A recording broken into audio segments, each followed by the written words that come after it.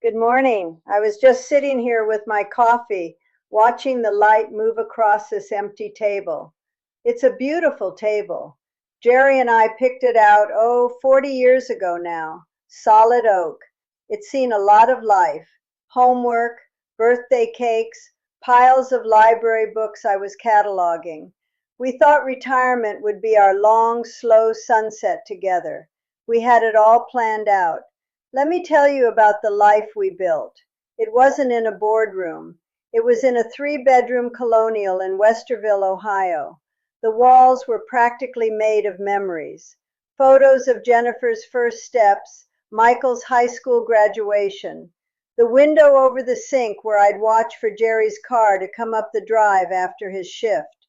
For 30 years, my world was that house, that school library, that family. Jerry worked at the bank.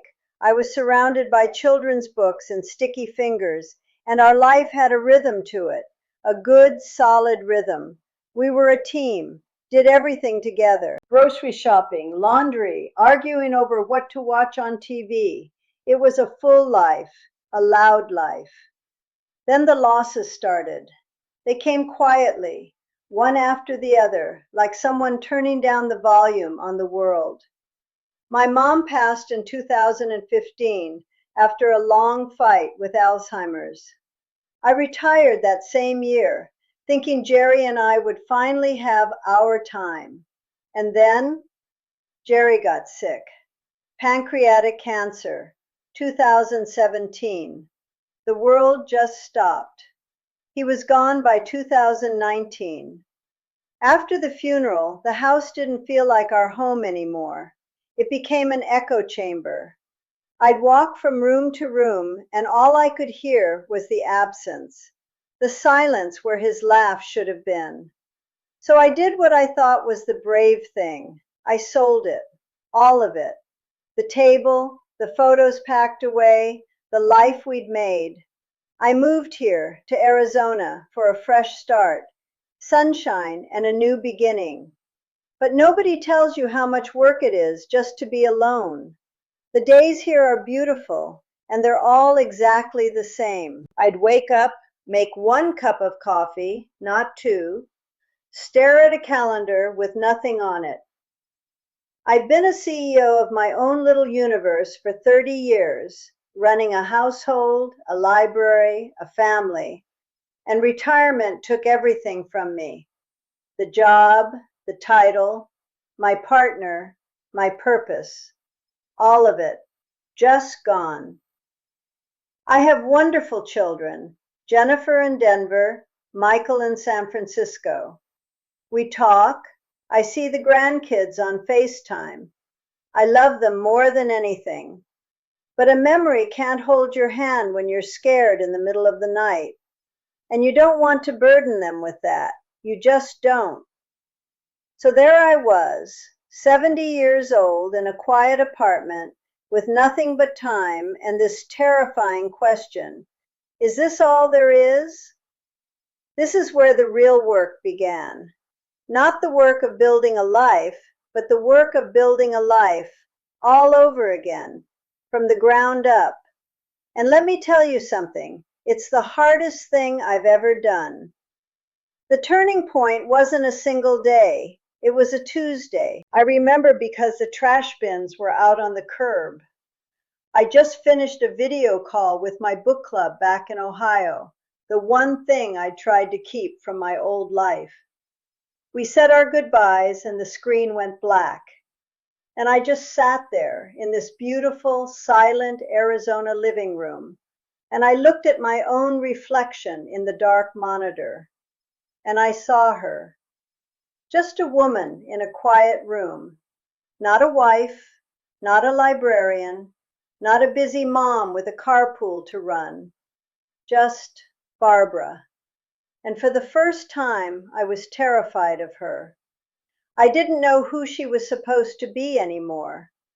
That was the moment the brave face I'd been wearing for my kids, for my friends, just cracked.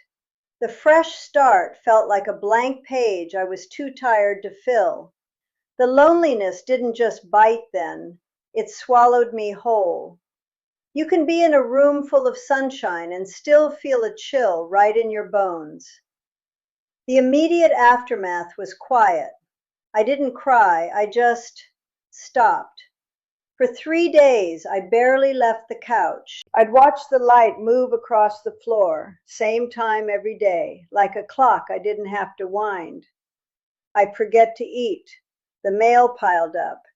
And that's when the practical worries started creeping in, the ones nobody likes to talk about. The financial impact. Jerry had the pension, the life insurance. I'm comfortable, let me be clear. But comfortable isn't the same as secure when you're staring down 30 years on your own.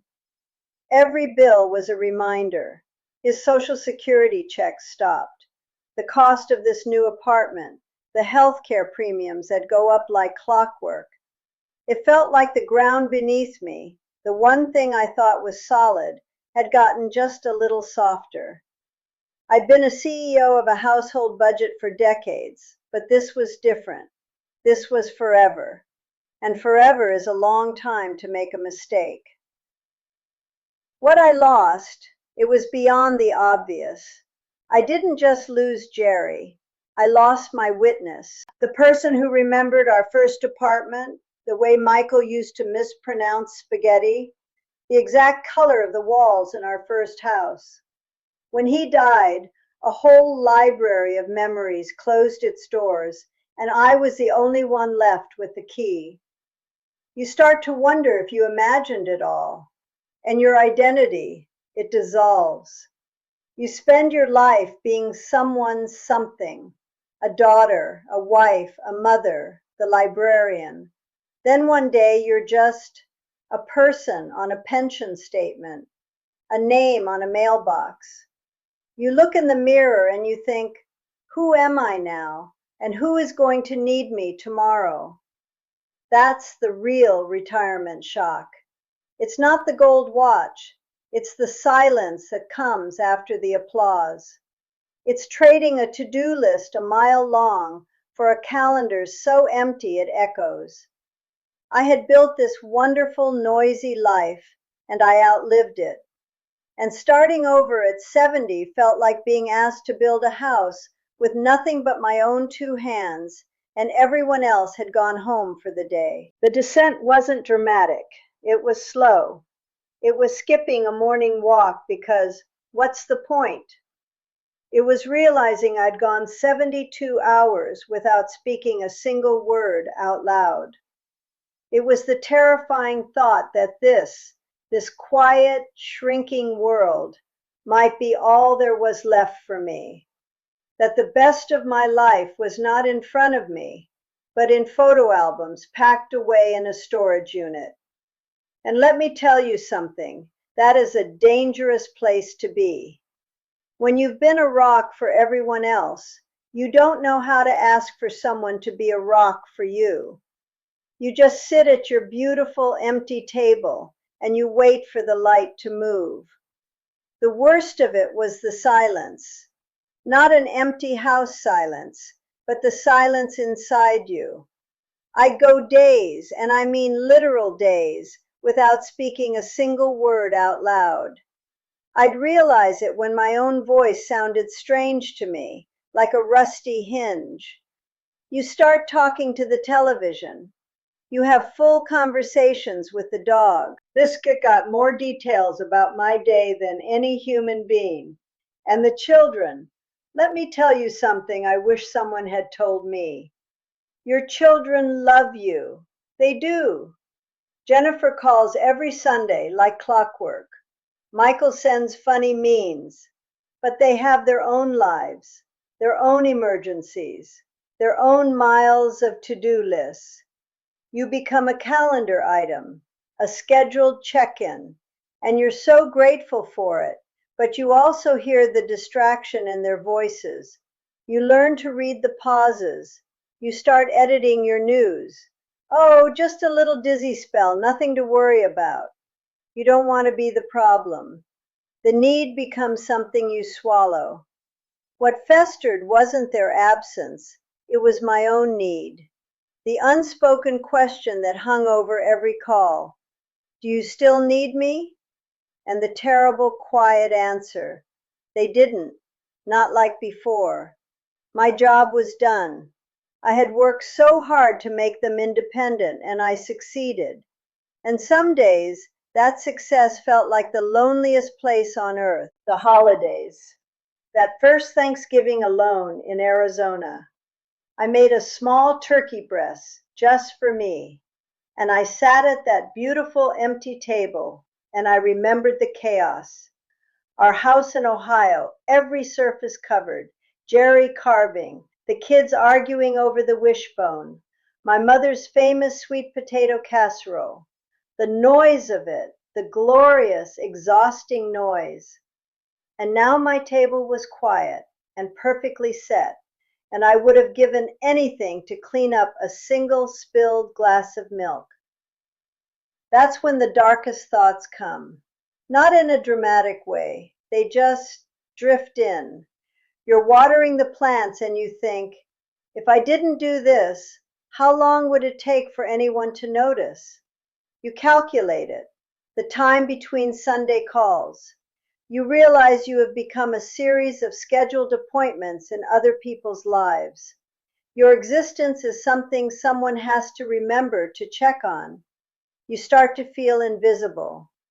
At the grocery store, you're just another white-haired lady with a cart. The world looks right through you, and you begin to wonder if you're even still here. If the best parts of you, the wife, the mother, the librarian who knew every child's favorite book, if they died when Jerry did, and you're just the echo left behind. I'd look at the photo albums, the ones from when the kids were small, and it felt like looking at a different person's life, a stranger's happy story. I missed her. I missed me. And the thought that this quiet, shrinking world of pill organizers and early bedtimes was my forever? It wasn't grief. It was a kind of despair, a slow settling of dust. Isolation does something to your mind. It makes everything softer and sharper at the same time. Memories fade at the edges, but the loneliness is a needle. You become a curator of a museum no one visits anymore, and you start to believe the story it tells you, that your work is done, that your story has been written, and all that's left is the turning of the pages until you reach the end. I was so tired. Not a sleep tired, a soul tired. The kind where getting the mail feels like a major accomplishment. I'd watch the sun make its path across my living room floor, and I'd think, there it goes, another one. And I'd wait for the next one, not with hope, but with a kind of quiet resignation. That was the bottom. Not crying on the floor, just sitting in a very nice, very quiet apartment in the sunshine and feeling a chill right in your bones, wondering if you'll ever be warm again. But you don't stay at the bottom, not if you're lucky, not if you get just angry enough or just scared enough to take one tiny step. For me, it was the plants. That terrible thought about who would notice if I stopped watering them. Well, I decided I would notice, so I watered them, and I talked to them. I named them all. That was my first small survival. Then I made a rule. I had to leave the house once a day, just once, even if it was just to walk Biscuit around the block and say good morning to Mrs. Garza next door, just to prove to myself I was still part of the world. I started going to the library again, not to check out books, but just to sit where people were, to hear the rustle of pages, the soft chatter. It was a kind of company. And then, during the pandemic, Jennifer showed me how to use this thing called YouTube. She thought it would be a way for me to see the grandkids' school plays. But I stumbled into other channels, women my age talking about losing husbands, about empty nests, about feeling invisible. I listened for hours, and one day I thought, I could do that. I have things to say. My first video was just me in my living room talking about that first lonely Thanksgiving. My hands were shaking. I almost deleted it, but I hit publish. And a few days later, a comment popped up. A woman in Michigan wrote, "I thought I was the only one who felt this way. Thank you for saying it out loud." I cried. For the first time in years, I didn't feel like an echo. I felt heard. Let me tell you something I wish someone had told me. Purpose isn't a big, shiny thing you find. It's a small, stubborn seed you plant every single day. It's watering the plants. It's waving to your neighbor. It's telling your story to one person who needs to hear it. My channel didn't make me famous.